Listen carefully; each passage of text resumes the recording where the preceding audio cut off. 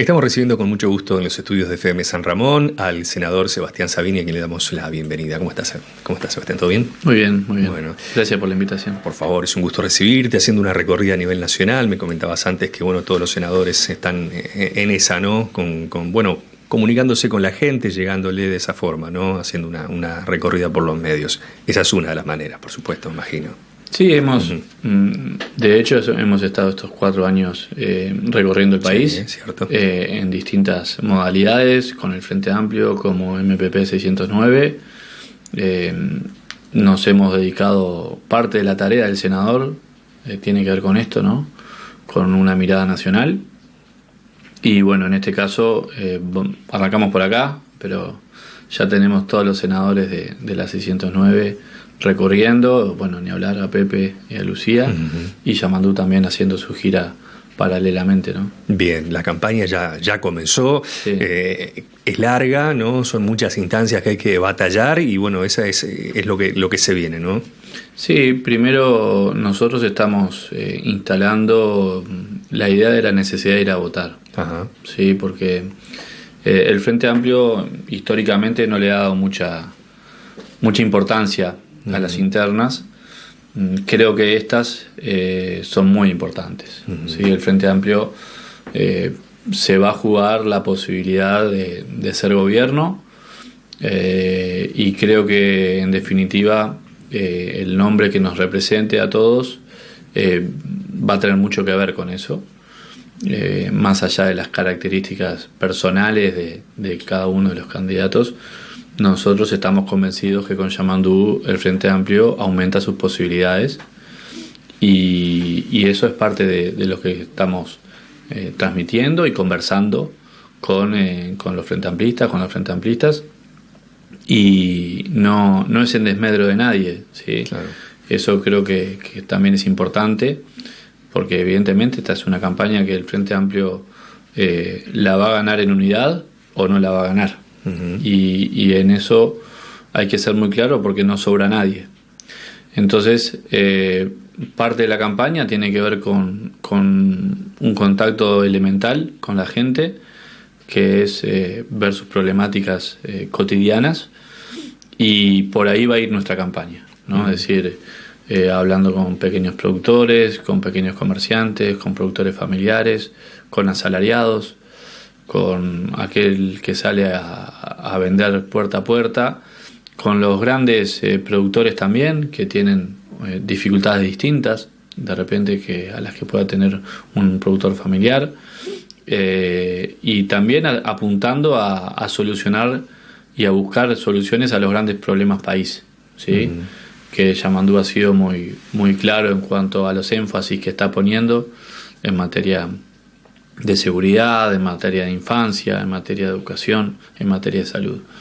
Así que a nosotros que nos gusta, digamos, la política, es un privilegio poder hacer esto, poder salir a todo el país a recorrer, a conversar, a ser parte, digamos, de algo que antes de repente hacíamos simplemente en forma militante. Hoy lo hacemos con otra responsabilidad, pero realmente estamos contentos. También hay que decirlo, ya también arrancó la campaña limpia y arrancó la campaña sucia. Sí, ya vamos a hablar de eso, Pero antes de pasar a eso, el Frente Amplio tiene un programa único. Entonces cualquier candidato va a seguir ese programa. Por supuesto que cada uno le va a dar un perfil diferente. ¿Por qué Yamandú Orsi, o qué tiene de particular Yamandú Orsi que lo ven con ese destaque, ¿no? Con esa, aumento de posibilidades, si se quiere, como vos lo decías? Fundamentalmente por una razón que entiendo que es una característica que ha llevado adelante Yamandú a lo largo de sus gestiones, que tiene que ver con esa capacidad de tender puentes, de ser una persona de diálogo, y que para encarar los grandes desafíos nacionales no se pueden hacer en solitario, ¿sí? No hay ningún partido político que por sí solo pueda poner a Uruguay en la senda del desarrollo. Eso parte de la base de políticas de Estado. Algunas políticas de Estado tienen que ver con la educación, tiene que ver con refundar ciertos acuerdos, como la necesidad de inversión en educación, de priorizar la educación pública, de ponernos objetivos estratégicos en materia de egreso, que todos los jóvenes puedan terminar el liceo, que todos los niños y niñas puedan acceder a la educación inicial, que podamos tener más escuelas y liceos de tiempo completo y que blindemos la infancia, ¿sí? No es aceptable que en un país con crecimiento económico crezca la pobreza infantil. No es aceptable, nos tiene que indignar, y esos son algunos de los grandes desafíos que Yamandú está poniendo arriba de la mesa.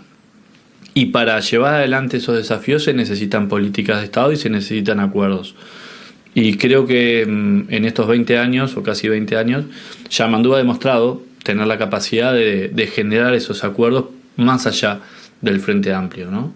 Y por eso entendemos que es el que nos da la mejor oportunidad, no solo para tener mayorías parlamentarias, sino también para llevar adelante ese programa, que evidentemente cada uno le dará su perfil, cada uno le dará su impronta, pero entendemos que las posibilidades del Frente Amplio se acrecientan y mucho con una persona como Yamandú, con su figura, con su impronta y con sus características, que bueno, que lo ha demostrado y que de alguna forma la gestión que ha llevado adelante habla por sí misma. Bien, hablabas de la campaña limpia, la campaña sucia. Me imagino que esto debe tener mucho que ver con los dichos de Romina Celeste, ¿no?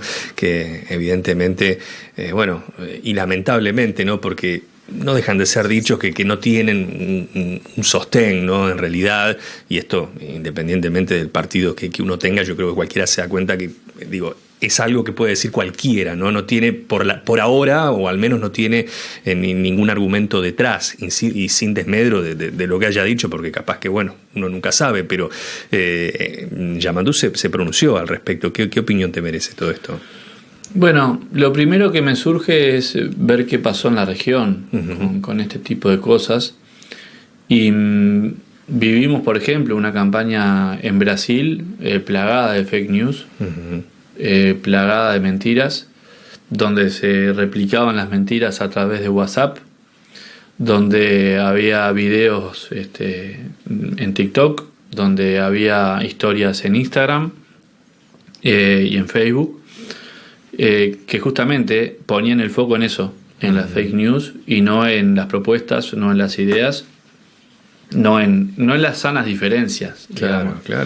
Entonces, creo que todos esperábamos que en algún momento esto iba a surgir, ¿no? Que en algún momento íbamos a tener un episodio de este tipo, y que ya me adelanto a decir que estoy seguro que no es el único, ¿no? Que vamos a tener una campaña de acá a octubre, con muchas cosas de este tipo, porque lamentablemente en política estas cosas las hemos ido naturalizando, pero tampoco son nuevas, ¿no? Recordemos, por ejemplo, cuando se quiso endosar el arsenal de Feldman a Mujica o al MLN, ¿no? Es decir, una cosa disparatada. Bueno, acá es lo mismo, una historia inverosímil, donde cualquiera que conozca a Yamandú sabe que no es una persona para nada violenta, al contrario,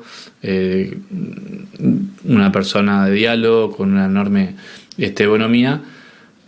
Y en definitiva, si nosotros judicializamos esa situación, estamos entrando en el juego que se pretende, que es en un juego que no vamos a entrar, porque es darle mucha más trascendencia a la que en realidad tiene. Lo que sí tenemos que ser conscientes y estar preparados para que este tipo de calumnias, de difamaciones, van a ir surgiendo, y hay que valorarlas, digamos, en su justa medida. Es un poco más que una fake news, ¿no? Porque una fake news yo que se la puedo asociar a un número que no es, o a una cifra que no condice con la realidad, pero esto ya es como que entra en otro terreno, ¿no? Se emigra un poquito de ¿no? Sobre todo por el hecho de no tener un sostén, como decíamos, ¿no? Una denuncia o algo por el estilo. Sí, y también, digamos, se podrían conseguir hasta falsos testimonios, ¿no? Claro. Es decir, lamentablemente, creo que además acá se olvida que hay una familia, que hay, hay un entorno familiar que bueno, que también está siendo expuesto, ¿no?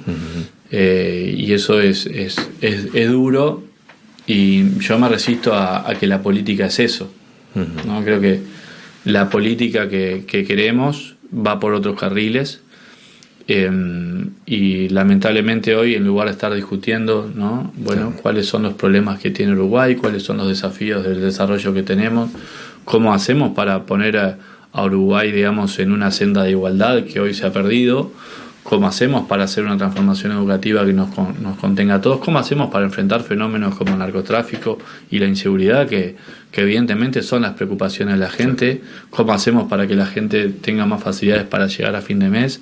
Esos son los problemas que tienen los uruguayos y las uruguayas, no esta denuncia que lamentablemente nos obliga a esto, ¿no? Nos obliga a de alguna forma salir a desmentir y a desenfocarnos. Entonces, bueno, creo que igual hay que hacerlo, que igual hay que decir que es una calumnia, que es una mentira, y ponerlo en ese sitio y enfocarse en lo otro, que es, en definitiva, para lo que se gobierna, ¿no? No se gobierna para intentar resolver esas situaciones que nos afectan a los 13 millones y pico de uruguayos que vivimos en este hermoso país. Bien, ¿qué sensación te dejó la última rendición de cuentas? Digo la última, por parte fue la última de este periodo, ¿no?